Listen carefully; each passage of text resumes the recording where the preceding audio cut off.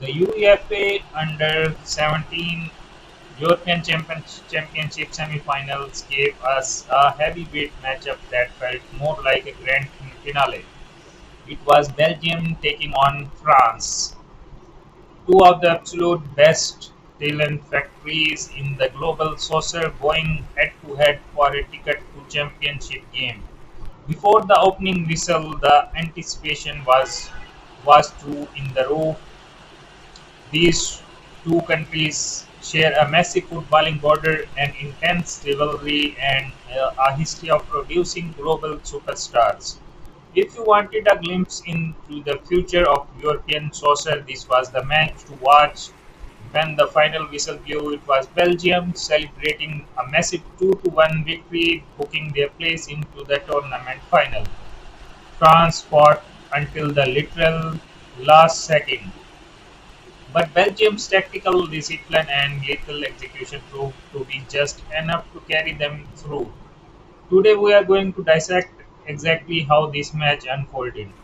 We will look at the tactical setups, the key individual battles, the turning points in both halves, and what this means for the future of these incredible young players. To understand how this game was decided, we have to start with how both managers drew things up on the chalkboard. France rolled out a fluid, aggressive 4-3-3 formation under manager Jose El Saucer. The French blueprint was clear from day one of this tournament: dominate the ball, press high up the field, and use their massive athletic advantage to overwhelm teams up top. They were anchored by their dangerous star forward, Aaron Guerrero, who entered this match as one of the tournament's most feared scorers. Flanking him were Noah Tehi and Joshua Degu, creating a front three that had previously ripped through defenses in the group stage. In the midfield, the captain believed Monaco was tasked with pulling the strings and protecting a backline led by Johan Becker and Mel Grinningon. France wanted a fast, high-tempo track meet. They wanted to force Belgium into turnovers deep in their own half and use their explosive pace to finish the plays quickly. Belgium's manager Sven Berman had a completely different plan, and it worked beautifully. Belgium set up in a highly structured, compact 4-4-2 formation. On paper, a 4-4-2 can sometimes look old school or defensive, but Berman gave his system a high modern twist. The defensive line, marshaled by Captain Ali Mobavo and Preben Blondel, sat in a disciplined mid-block. They refused to chase France high up the field, choosing instead to protect the spaces right in front of their penalty area. In possession, the system transformed the central midfield duo of Loin Van Gelder and Zander Darkus acted as the anchors, while Joshua and Nagakana and Jaden Onyasiki were given complete freedom to push wide, overload the wings, and create chaos up top. Elias Bentib and Jelly Dressen worked tirelessly as a dual striker partnership, pressing French centres back and stretching the field. Vermont's strategy was clear: absorb France's initial emotional wave, deny them space in the middle of the field, and then hit them with lightning-fast transitions on the counter-attack. When the match kicked off, France immediately tried to establish dominance for the first 15 minutes. Les Bleus controlled the tempo. Yanis Edik and Eamon Amouche were moving the ball sharply through the midfield, trying to find gaps in the Belgian defensive shell. France pushed their outside backs, Mathis Chambon and Mel Jernigan, incredibly high up the touchlines to try and force Belgium's wide midfielders to defend deep. We saw a few early warning signs for Belgium. Ironic, Ghetto made a couple of smart diagonal runs behind the defense, and at one point, a sharp cross from Dago just missed the outstretched foot of Tehi at the back post. The French press was suffocating, and Belgium struggled to keep the ball for more than three or four passes.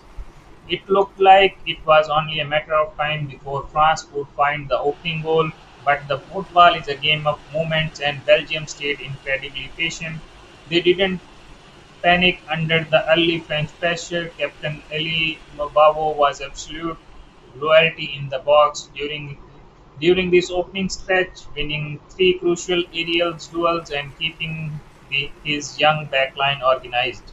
Slowly but surely, Belgium began to find their footing. They realized that because the French outside backs were pushing so high up in the field, there were massive pockets of empty space left unprotected on the flanks. Around the 20-minute mark, Belgium started targeting those exact zones.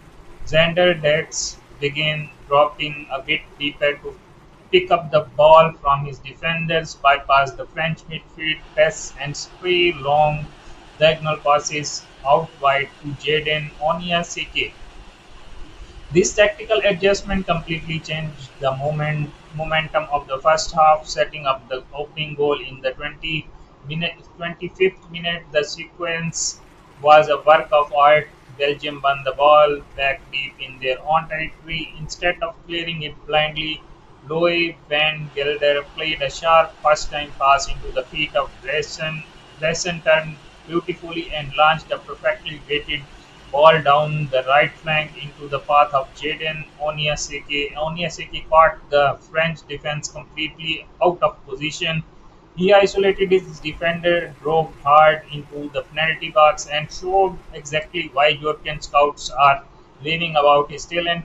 With a brutal burst of acceleration, he cut sharply inside onto his left foot, leaving his marker frozen and unleashed a fierce curling shot into the far top corner. French goalkeeper Axel Dexrines flew through the air, but he stood absolutely no chance. It was a world-class goal from a special young player, 1-0 to Belgium. The opening goal completely rattled France for the remainder of the first half. The tactical dynamic flipped. France still had plenty of the ball, but their possession became slow, sideways, and predictable. They looked shell-shocked by how easily Belgium had sliced threw them onto the counter. Belgium conversely grew in confidence. They dropped back into their compact defensive shape, closing every single central passing lane. Believed Monongo tried desperately to spark something for France, dropping deep to pick up the ball and attempting to play over the top, but the Belgian centre back pairing of Mavabo and Blondel read everything perfectly. Whenever France tried to force a pass into the feet of Guedao, a Belgian defender was right there to step in, intercept, and start another counter-attack. When the referee blew the whistle for halftime, Belgium walked into the locker room with a well-deserved 1-0 lead, having completely executed their game plan to perfection. As the second half began, everyone watching knew that France would come out with an aggressive response. Manager Jose Alcocer undoubtedly demanded more urgency, quicker ball movement, and better rest defense to prevent Belgium from countering. France immediately pushed extra bodies into the attacking third, essentially playing a highly aggressive 2-3-5 shape when they had the ball. They tried overwhelm the Belgian fullbacks by creating 2-on-1 overloads on the wings. For the first few minutes of the second half, Belgium was pinned deep inside their own box, defending a flurry of corners and crosses. Yet, just when it felt like France was building real momentum toward the equalizer, Belgium delivered a knockout blow in the 50-second 50-second minute. It was a tactical disaster for France and a masterclass in transitional soccer from Belgium. France committed too many players forward for free kick deep in the Belgian half. The delivery was cleared away by Mambavo, falling right to the feet of Joshua Nagakana. Nagakana drove forward at speed, drawing two French defenders toward him before slipping a spectacular defense splitting pass through the center of field.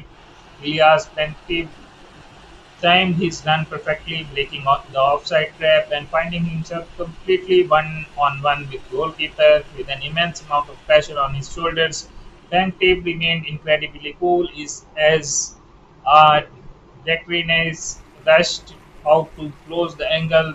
Tape calmly slotted the ball low under the keeper's body and into the back of the net.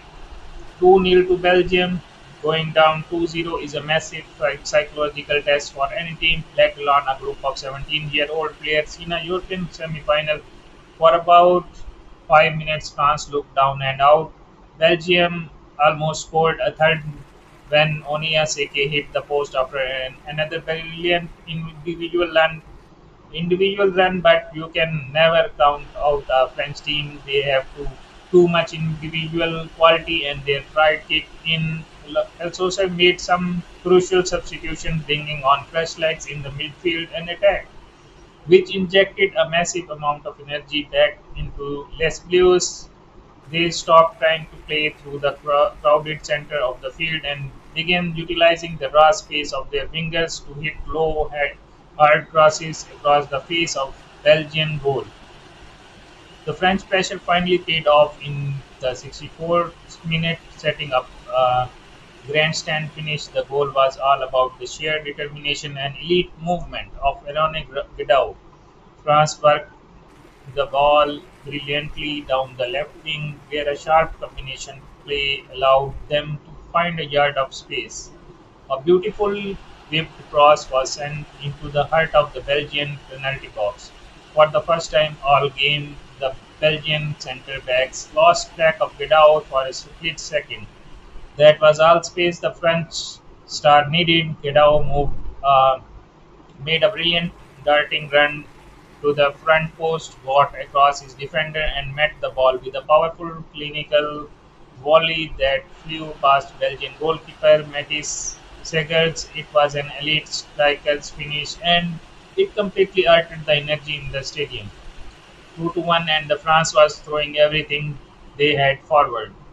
The final 25 minutes of this match were pure unadulterated drama. It was a classic attack versus defense exercise. France threw caution entirely to the wind, leaving just two defenders back and pushing everyone else into the attacking third. Joshua Dago shifted into a central striking role alongside Guidou, giving France a dual aerial threat inside the box. Long balls, crosses, and through balls were raining down on the Belgian defense.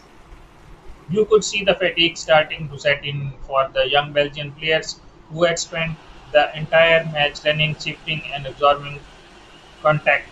This was the moment where Belgium needed their goalkeepers to step up, and Mathis Segers answered the call in legendary fashion.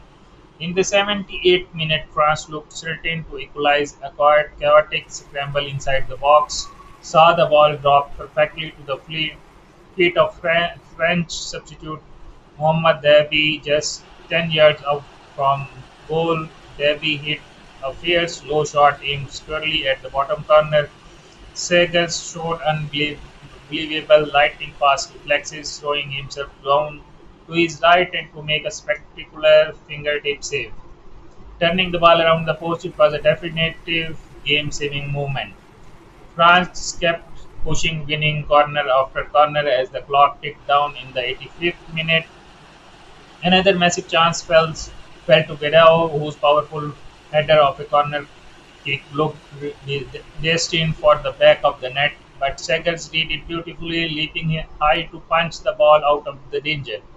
The Belgian players were throwing their bodies in front of every single shot, block after block, showing an immense amount of heart and defensive resilience. Sven Vermont brought on fresh defenders from the bench to help seal the windows and doors, switching to a temporary 5-4-1 formation to survive the final stoppage time onslaught. When the referee finally blew the full-time whistle after 5 long minutes of added time, the Belgian players collapsed to the ground in absolute exhaustion and pure ecstasy. They had done it, they had survived the French storm to win 2-1. Now that the dust has settled, let us look at the massive takeaways from this tactical battle. First and foremost, we have to praise the tactical genius of Seven Vermont. He understood completely that trying to play an open possession based game against this specific French team would be tactical suicide. He designed a game plan that perfectly neutralized France's strengths while exploiting their structural weakness. By allowing France to have the ball in non-threatening areas and completely shutting down in middle of the field, Belgium forced France into low percentage crosses. And when Belgium won the ball, their transition play was direct, clinical, and absolute lethal. For individual standouts, Jadon Onyaseke was undoubtedly the player of the match. His opening goal will be replayed on highlight reels for a very long time, but his overall contribution was fantastic. He gave Belgium an outlet whenever they were under pressure, using his elite dribbling skills to hold up the ball, win fouls, and completely relieve the defensive burden on his teammates. He is a modern winger with a very bright future at the highest level of European soccer. In the center of defense, Eli Mabavo put on a flat-out clinic to hold a front line as it talented as Francis to just a one goal in a semi-final requires elite positioning, communication, and physical toughness. Mabavo provided all of that and more. On the flip side, France will look back at this match with a massive sense of regret. They had over 60% of the possession, but they simply didn't do enough with it in the first half.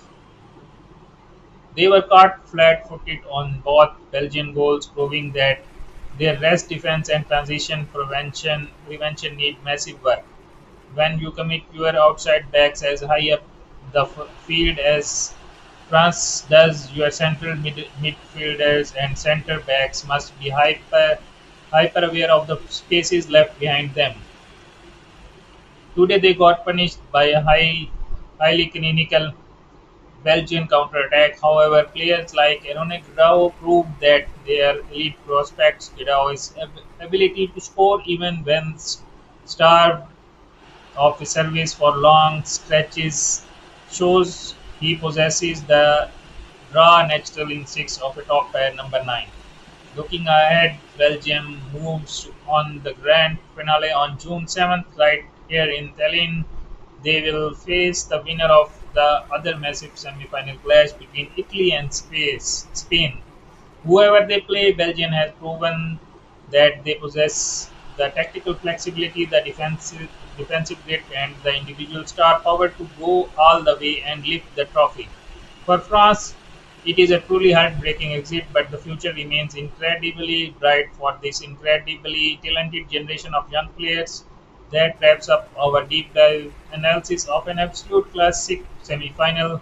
Thank you so much for joining us, and we will see you next time for Championship Final Breakdown.